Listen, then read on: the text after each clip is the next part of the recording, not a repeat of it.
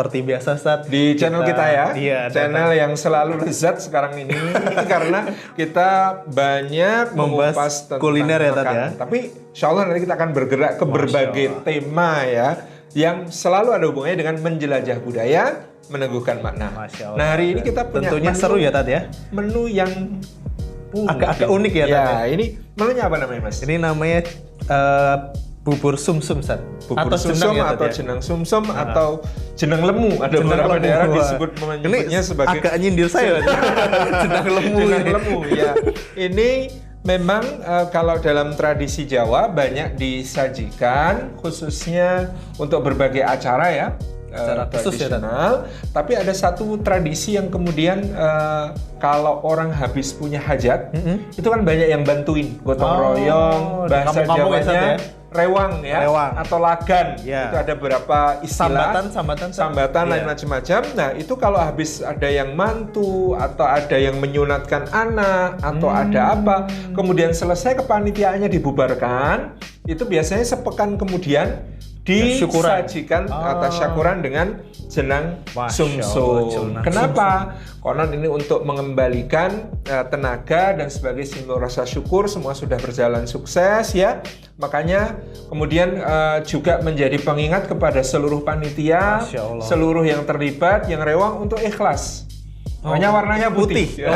Supaya ikhlas semuanya mengerjakan kemarin ya, bergotong royong. Ya bertahun saling tolong menolong dalam kebaikan.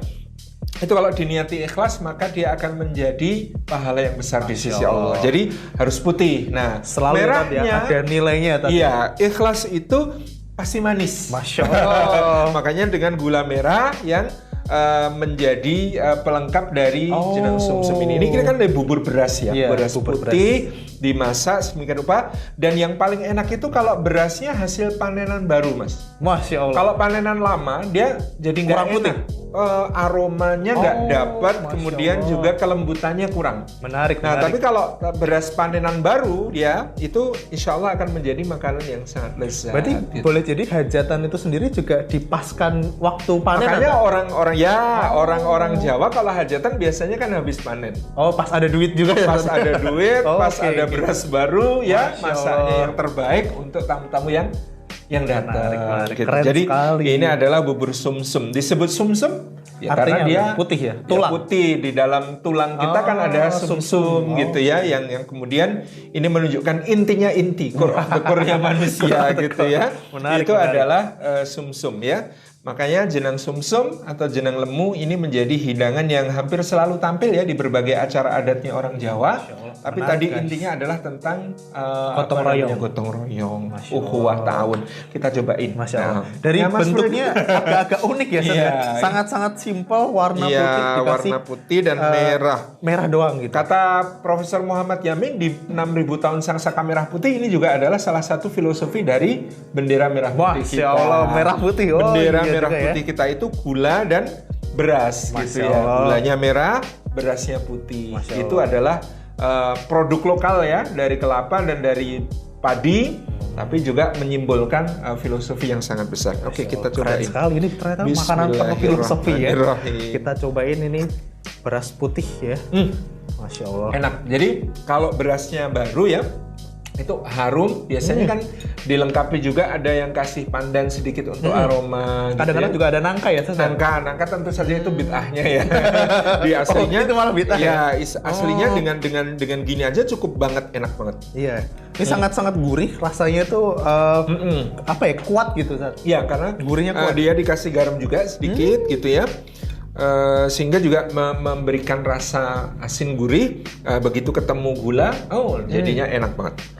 Pokoknya teman-teman harus cobain banget. Ini makanan khas Jogja ya. Ini nggak cuma Jogja sih, hampir seluruh Jawa kita menemukannya karena memang filosofinya sangat dalam, mengakar di orang Jawa dari dulu.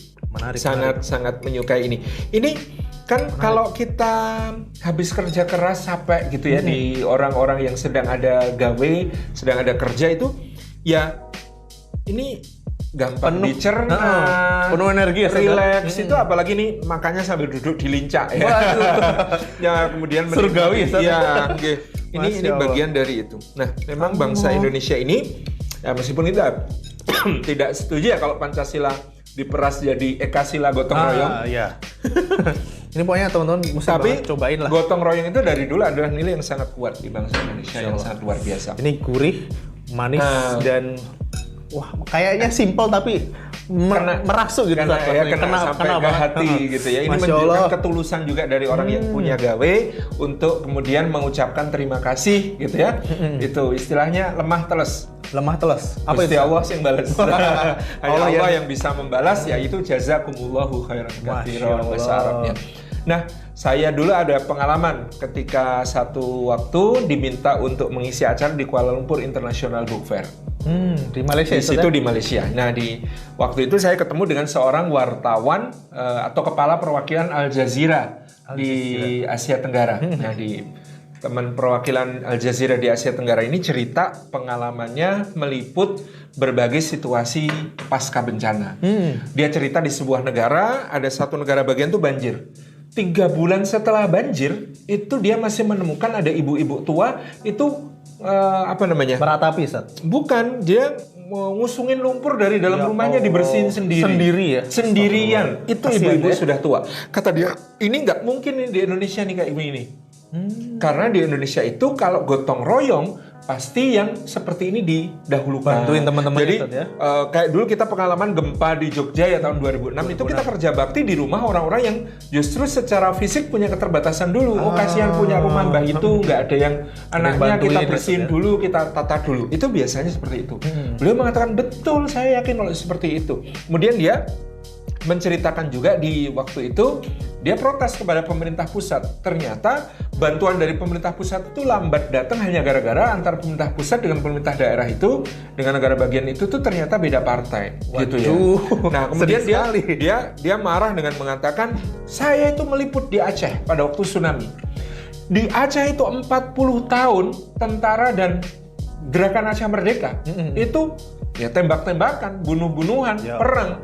Tetapi begitu gempa melanda, tsunami kena gitu ya, dia sudah bisa lihat di beberapa hari berikutnya itu ada orang depan itu pakai seragam TNI, tandu ya, Sat, ya, belakang itu pakai seragam GAM, bawa tandu bareng ngangkut mayit ataupun ngangkut korban. Jadi ada panggilan kemanusiaan yang lebih kuat daripada konflik. Itu yang luar biasa bagi mereka teman-teman dari luar negeri ya. Beliau kepala perwakilannya Al Jazeera. Salut sekali gimana 40 tahun perang ternyata begitu tsunami melanda bisa kerja bareng, bisa kerja bareng. Masya Allah. Ada cerita menarik lagi Mas Frido waktu gempa di Jogja 2006. Masya Allah. Saya kan juga jadi relawan kan ya. Saya jadi relawan waktu itu, ketika jadi relawan itu kita nganter donatur itu dari Kuwait, dari Qatar ya. Ini negara-negara Timur Tengah yang sangat dermawan kepada kita waktu itu. Nah, waktu itu kita nganter donatur dari Kuwait itu, dari Qatar itu ke satu daerah. Di Jogja, Sat? Di Jogja, di Bantul. Di Bantul tepatnya, ya? Di Bantul. Nah, itu ada cerita begini. Waktu itu kan di Iran habis ada kota yang kena gempa juga namanya Bam. Nah dia relawan dari Timur Tengah ini yang nganter bantuan ini kan membayangkan keadaan Indonesia akan seperti itu. Seperti di Iran. Yang di Iran itu sedih, sampai 2 bulan itu sedihnya belum hilang, masih nangis-nangis meratap-ratap di depan rumah yang hancur. Nah ketika kita antar dia untuk menyerahkan bantuan sampai di Bantul, itu ternyata dibikinkan panggung, disambut pakai hadroh. Masya Allah. Jadi ramai sekali acaranya. Tilwada. Kaget dia, apalagi panggungnya didekor bagus, ada tulisan penyerahan bantuan dari Kuwait dan gini. Ibu-ibu berseragam, pakai seragam pengajian, bapak-bapak sudah juga rapi, yang terlihat ada anak-anak muda ikut duduk, tapi mereka bajunya masih belepotan debu ya karena masih kerja bakti. Itu padahal baru nggak ada 2 minggu, mungkin 10 harian setelah kejadian. Itu mereka sudah bisa bikin sambutan seperti itu untuk yang mengasih bantuan. Surprise banget dia. Dia bilang, ya salim wenel musibah. Musibahnya di mana kalau kayak begini ini? Kata dia, ini bukan musibah, ini namanya walimah. Gitu.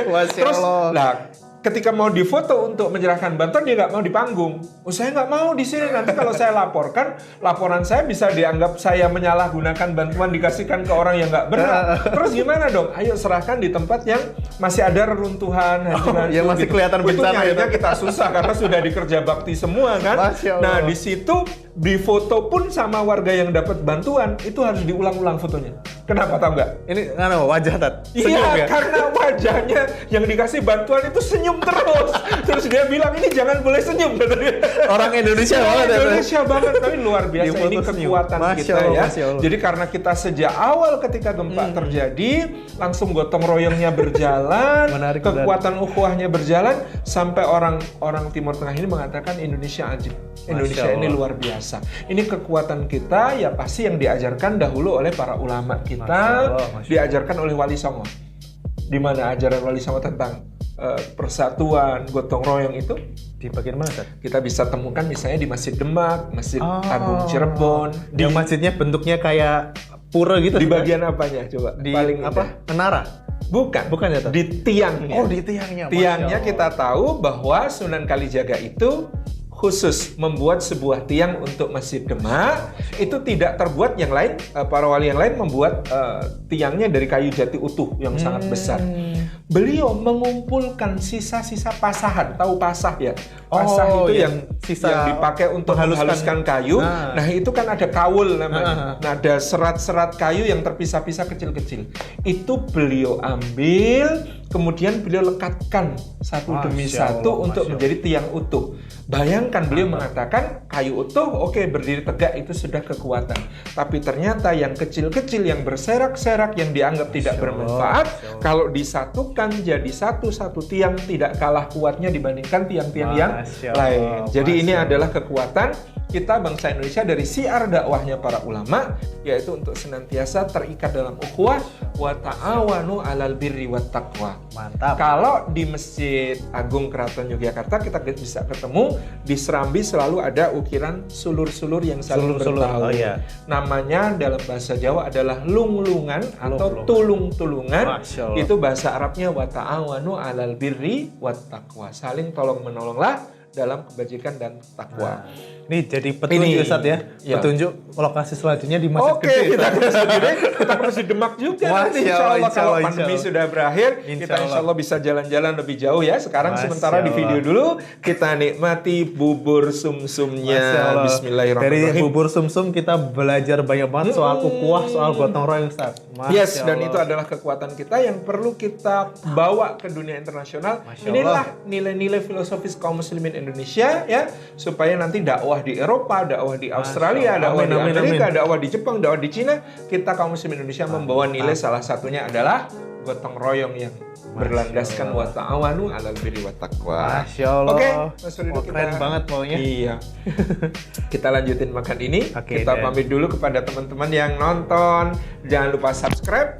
Jangan lupa share, komen, hidupin notif, semuanya. Pokoknya seberin. Biar makin semangat nanti video Ustaz ya. Ini apa namanya, channel ini mudah-mudahan langgeng, bermanfaat, berkah untuk semuanya. Amin. Oke, kita pamit dulu. Wassalamualaikum warahmatullahi wabarakatuh. Makan.